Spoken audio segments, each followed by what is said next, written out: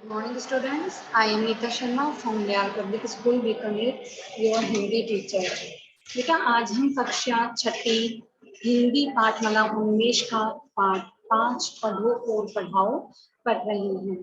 Chapter के माध्यम से हमें बताया जा रहा है कि स्वतंत्रता संग्राम के समय लोगों ने किस प्रकार से संघर्ष किया था, लेकिन संघर्षों के बावजूद भी कुछ नारियां थी जिन्होंने अपने आप को साबित किया था पढ़ लिख कर। तो इसमें नारी शिक्षा के महत्व पर जोर दिया गया है कि नारी का शिक्षित होना कितना आवश्यक है। तो आइए पढ़ते हैं हम चैप्टर।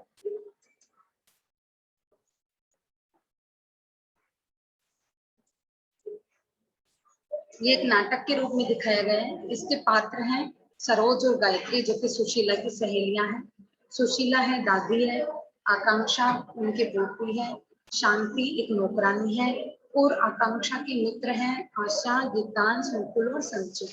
यहाँ पर सुशीला के घर का दृश्य है जहाँ पर वो सुशीला दादी है, उसके पोती आकांक्षा, एक नौकरानी है शांति और आकांक्षा के मित्र हैं आशा, गीतांश, मुकुल, संचित आदि।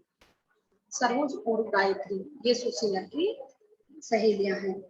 स्थान एक मध्यम वर्गीय परिवार की बैठक है। सुशीला वृद्धा महिला है जो कि बैठक में बैठी है, एक पत्रिका पढ़ रही है।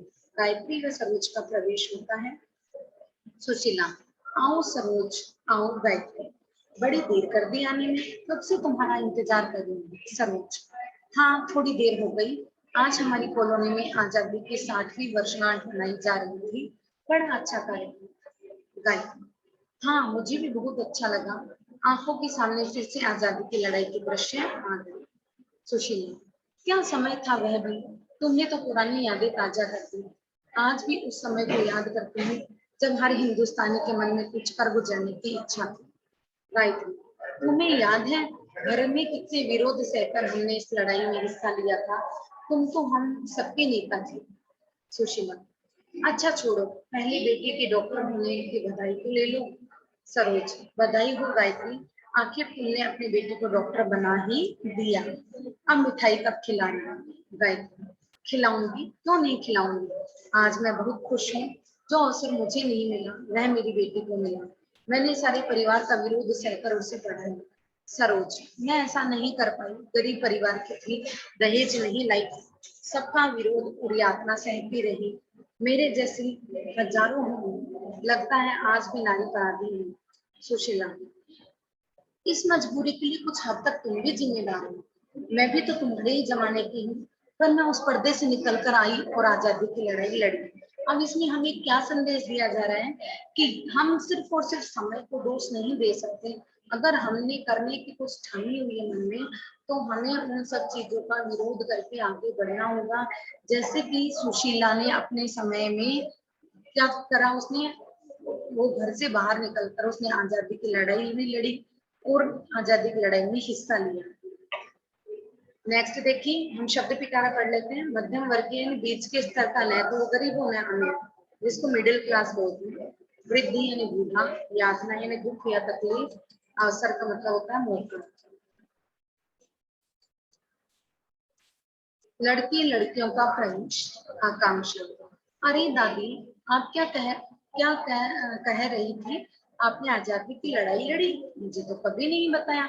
अब आकांक्षा ने उनके पोती और उनके पोती के जो मित्र हैं वो प्रवेश करते हैं, तो अचानक दादी की बात सुन लेते हैं कि तब उनकी पोती कहती है, अरे दादी आपने आजादी की लड़ाई लड़ी, आपने तो कभी हमें बताया नहीं। सुशीला हंसकर, बताती कैसे, तुमने कभी पूछा ही नहीं। आशा, कितनी दिलचस्प रही होगी वह लड़ाई, हमको आजादी की कहानी सुनाइए। गीतांश, दादी माँ शुरू से सुनाइए, हम तो पूरी कहानी सुनना चाहते हैं। सुशीला, क्यों नहीं, जरूर सुनाऊंगी, पर यह कहानी नहीं है, सच है। अंग्रेजों के एक एक अत्याचार जो हिंदुस्तानियों ने सहे हैं वो आज भी मेरी आंखों के सामने आ जाते हैं। अतीतावलोकन, कहानी सुनाने का अभिनय करती है। अतीतावलोकन यानी अतीत यानी जो समय बीत चुका उसके बारे में याद करना, उसके बारे में सोचना, यानी उसका अवलोकन करना, और फिर वो कहानी सुनाने का अभिनय करती है। अभिनय यानी नाटक करती है। मुकुल, कहानी सुनकर तो मजा आ गया, मैं तो सोच भी नहीं सकता कि आप स्वतंत्रता सेनानी हैं। संचित, मैंने तो सुना है कि उस समय महिलाएं पढ़ी लिखी नहीं थी, आप पर्दे से निकलकर बाहर कैसे आई। शब्द पिटारा देखिए, दिलचस्प यानी आकर्षक, अत्याचार यानी कि जुल्म।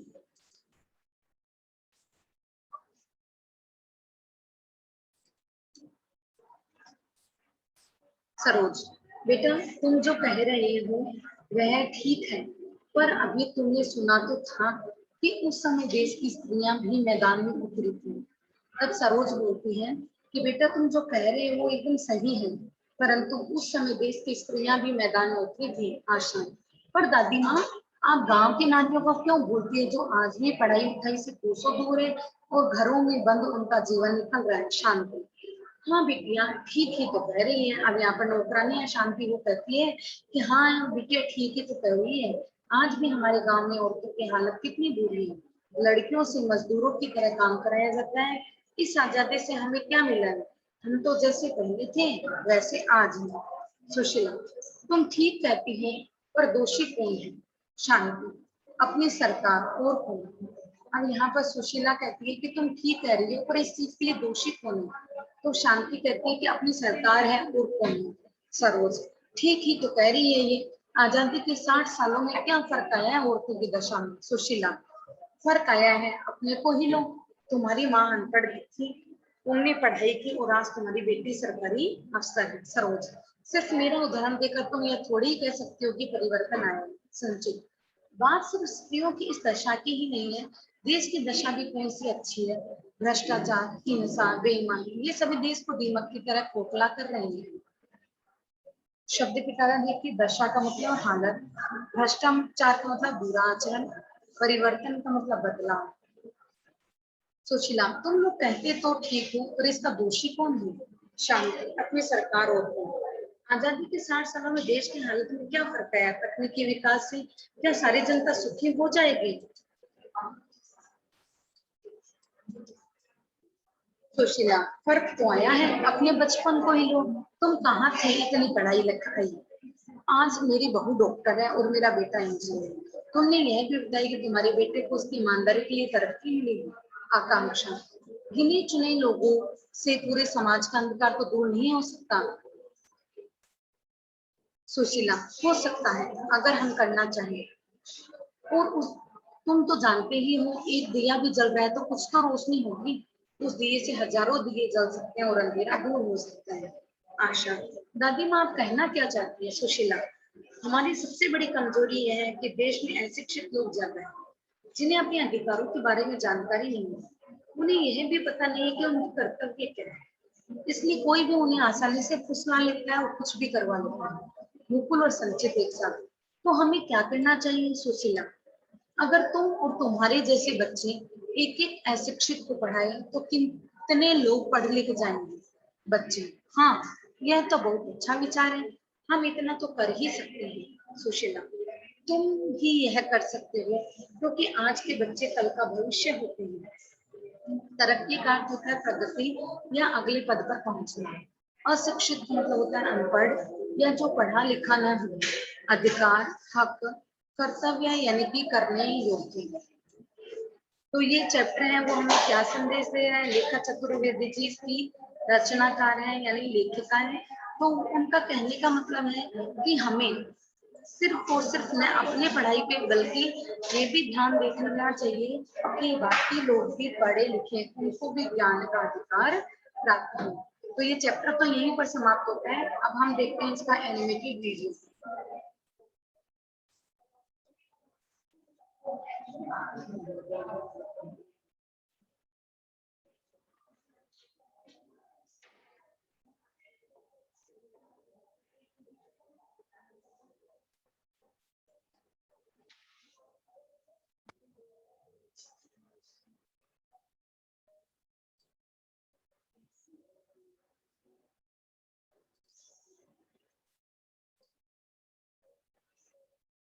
पाथी, सरोज, गायत्री, सुशीला की सहेलियां, सुशीला, दादी, आकांक्षा, सुशीला, दादी, आकांक्षा, पोती, शांति, नौकरानी, आकांक्षा के मित्र, आशा, गीतांश, मुकुल, संचित आदि। स्थान, एक मध्य वर्गीय परिवार की बैठक। सुशीला, वृद्ध महिला, बैठक में बैठी एक पत्रिका पढ़ रही है। गायत्री व सरोज का प्रवेश। सुशीला, आओ सरोज, आओ गायत्री, बड़ी देर कर दी आने में। कब से तुम्हारा इंतजार कर रही हूँ। सरोज, हाँ थोड़ी देर हो गई। आज हमारी कॉलोनी में आजादी की 60वीं वर्षगांठ मनाई जा रही थी। बड़ा अच्छा कार्यक्रम था। गायत्री, हाँ मुझे भी बहुत अच्छा लगा।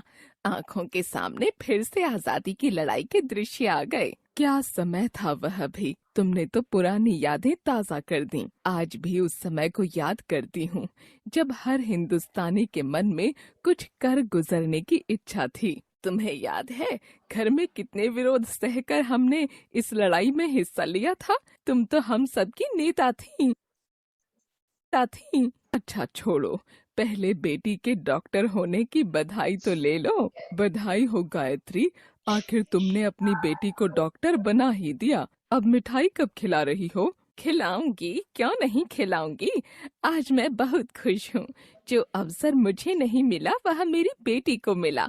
मैंने सारे परिवार का विरोध सहकर उसे पढ़ाया। मैं ऐसा नहीं कर पाई, गरीब परिवार की थी, दहेज नहीं लाई थी, सबका विरोध और यातना सहती रही। मेरे जैसी हजारों हैं। लगता है आज भी नारी पराधीन है। इस मजबूरी के लिए कुछ हद तक तुम खुद भी जिम्मेदार हो। मैं भी तो तुम्हारे ही जमाने की हूँ, पर मैं उस पर्दे से निकल कर आई और आजादी की लड़ाई लड़ी। लड़के लड़कियों का प्रवेश। आकांक्षा, अरे दादी, आप क्या कह रही थी। आपने आजादी की लड़ाई लड़ी, मुझे तो कभी नहीं बताया। सुशीला हंसकर, बताती कैसे, तुमने कभी पूछा ही नहीं। कितनी दिलचस्प रही हो, सुनाइए। गीतांजलि, दादी माँ, शुरू से सुनाइए, हम तो पूरी कहानी सुनना चाहते हैं। क्यों नहीं, जरूर सुनाऊंगी, पर यह कहानी नहीं है, सच है। अंग्रेजों के एक एक अत्याचार जो हिंदुस्तानियों ने सहे, वे आज भी मेरी आंखों के सामने आ जाते हैं। अतीतावलोकन, कहानी सुनाने का अभिनय करती हैं। मुकुल, कहानी सुनकर तो मजा आ गया। मैं तो सोच भी नहीं सकता था कि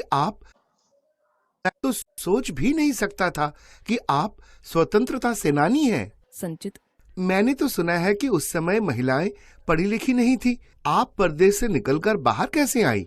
बेटा, तुम जो कह रहे हो वह ठीक है, पर अभी तुमने सुना तो था कि उस समय देश की स्त्रियां भी मैदान में उतरी थीं। पर दादी माँ, आप गांव की नारियों को क्यों भूलती हैं, जो आज भी पढ़ाई लिखाई से कोसों दूर है और घरों में बंद उनका जीवन निकल जाता है।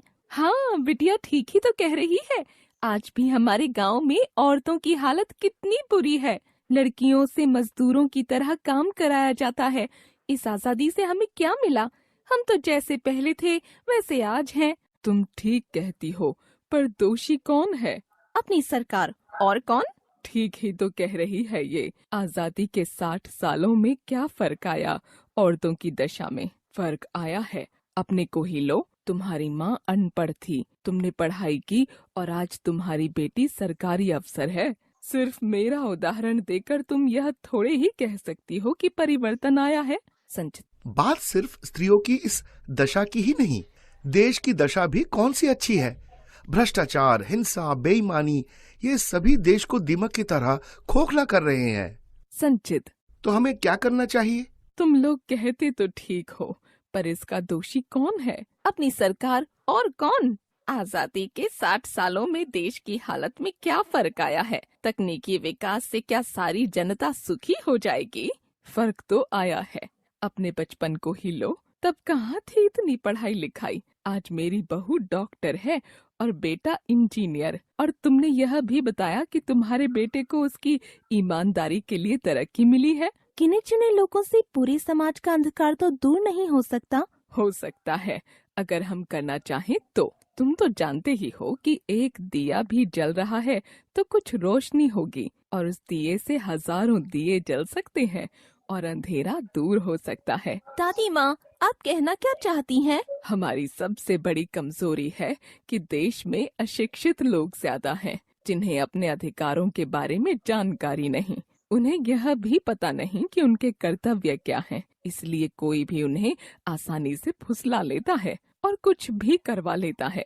मुकुल, संचित एक साथ। तो हमें क्या करना चाहिए? अगर तुम और तुम्हारे जैसे बच्चे एक एक अशिक्षित को पढ़ाएं तो कितने लोग पढ़ लिख जाएंगे। बच्चे, हाँ, यह तो बहुत अच्छा विचार है। हम इतना तो कर ही सकते हैं। तुम ही यह कर सकते हो, क्योंकि आज के बच्चे कल का भविष्य होते हैं।